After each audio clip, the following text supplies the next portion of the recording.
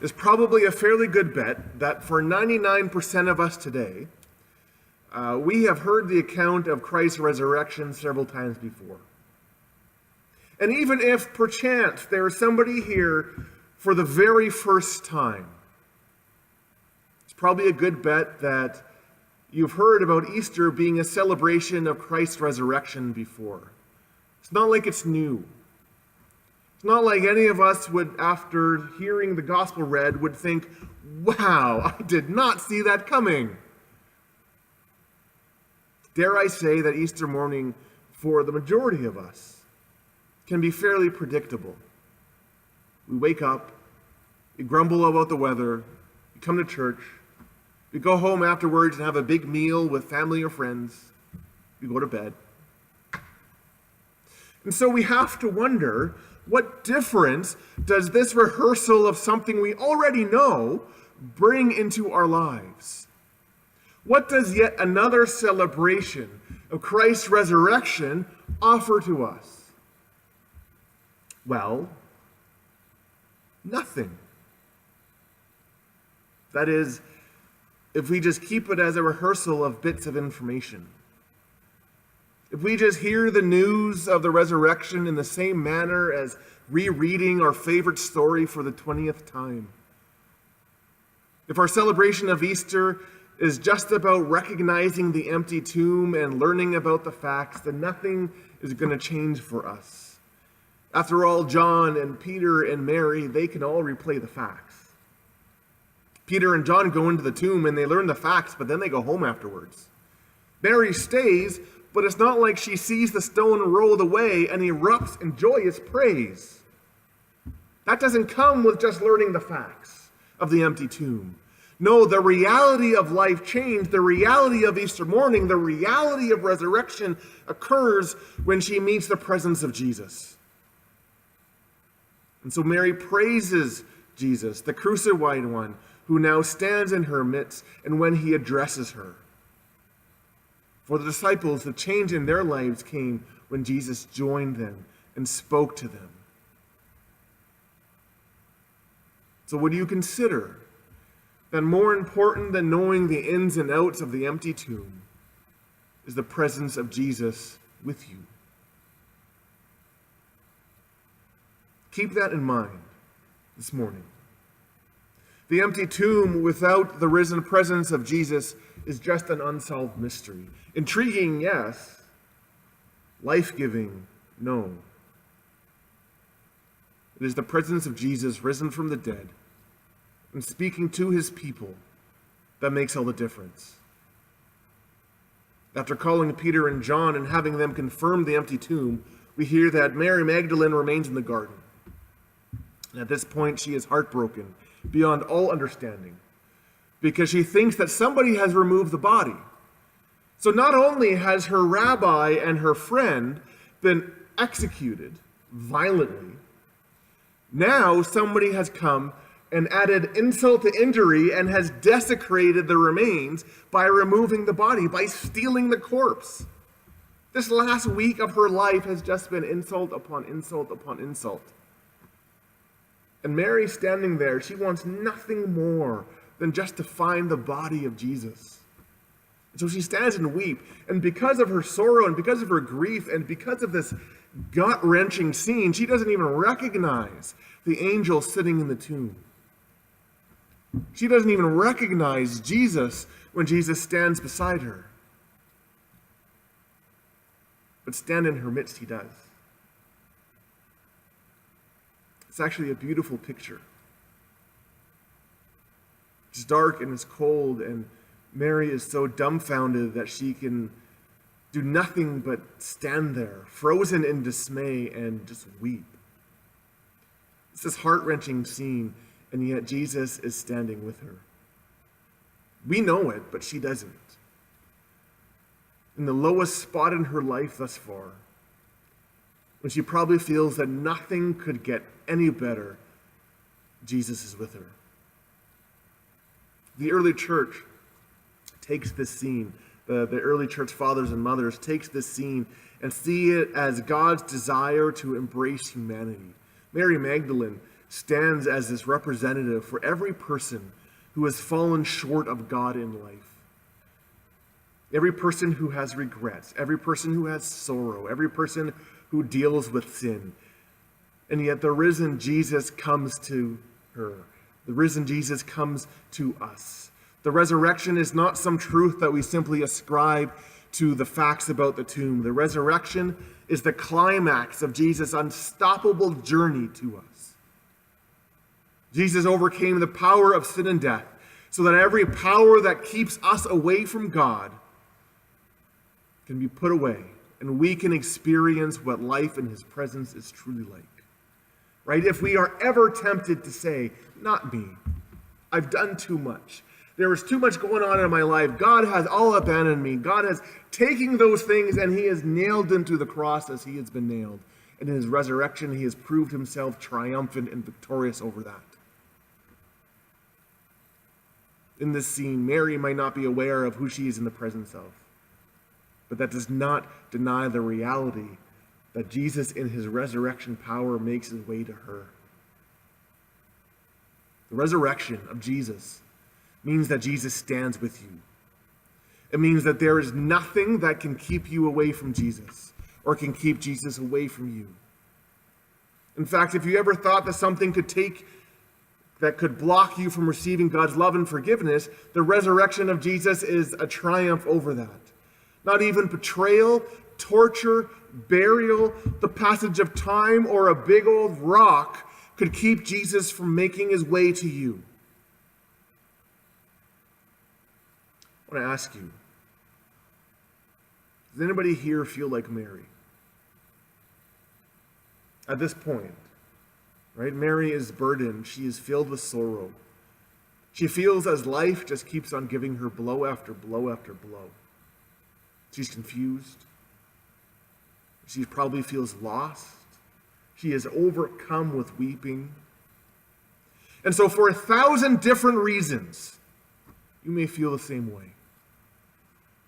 Like Mary journeying to the tomb in the dark, you may think that God has all but disappeared. That Jesus is still dead. And there is nothing that can be done for you. Although Mary is surrounded by dark and doesn't recognize the truth around her, Jesus still stands with her. She doesn't recognize him, but he's there. You may not recognize him. You may not see him. Or you may mistake his presence for the gardener, but he's there. Or maybe some of you feel like the disciples. Just after our reading, we hear that they lock themselves in a room. They've heard the message that the stone has been rolled away. Some of them have even seen it. At that point, they've even heard the message. They hear Mary coming to them and saying that I've seen Jesus, but they haven't. So they don't know what to make of any of this. For them, there may be this seed of hope. What if it's true? But that's mixed with fear. What if it's not? And so there is confusion. There's doubt. And maybe that describes you. Maybe you know the events of the resurrection. Maybe you've heard about it. Maybe you've heard others who have had experience of the presence of Jesus in their life, but that's never really sunk into you. So the disciples sat until Jesus stands in their midst. Jesus speaks to them. Jesus blesses them. And all that kept them locked away in fear and doubt becomes shattered. And they go out into the world and they begin to spread the news that Jesus is alive and that you can meet him. What if, like the disciples, what if, like Mary, Jesus will reveal himself to you? What if, like Mary, Jesus stands with you even though you don't recognize him? Because the resurrection isn't just a proclamation that Jesus has risen from the dead. It is the reality of Jesus standing in your midst. Mary's proclamation to the disciples, it's not, I understand why the stone was rolled away. Her proclamation isn't even, Jesus has risen. Her proclamation is, I have seen the Lord. I've seen him.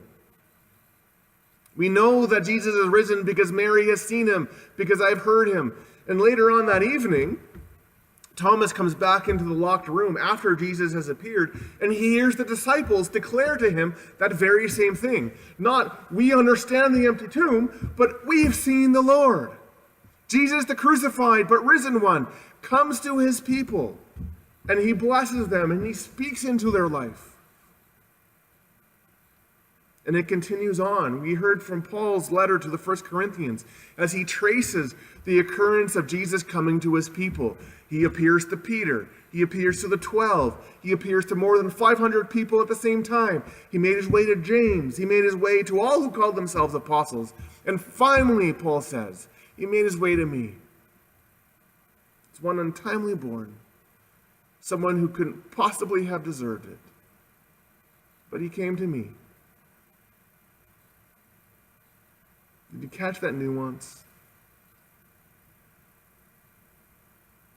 Paul, as smart as he was, as theologically astute as he was, his proclamation wasn't a theological explanation of the resurrection. His proclamation was, Jesus has met me. I've seen him. Jesus has called my name. Just like he called Mary, just like he called the disciples. And what if, just like all of them, Jesus can call you as well? This calling of the name is this moment of recognition. Mary is weeping and mistaking Jesus to be the gardener until he utters her name. And with that utterance, she recognizes him, not because she is familiar with the cadences of his voice, but because Jesus speaking her name declares to her an intimate knowledge of her. It bestows a care and a love that goes far beyond casual association. Your name conveys the very essence of who you are. So Mary's name signifies everything about her, the good, the bad, and the ugly that she tries to hide. And yet, speaking her name, Jesus takes all of that into her resurrection presence. Jesus is declaring that I know who you are. In the deepest core of what that means. And I come to you, and I love you, and I care for you. And so for Mary and for the disciples, and it can be for us, new life bursts upon them through a simple word. Joy erupts, praises rings forth.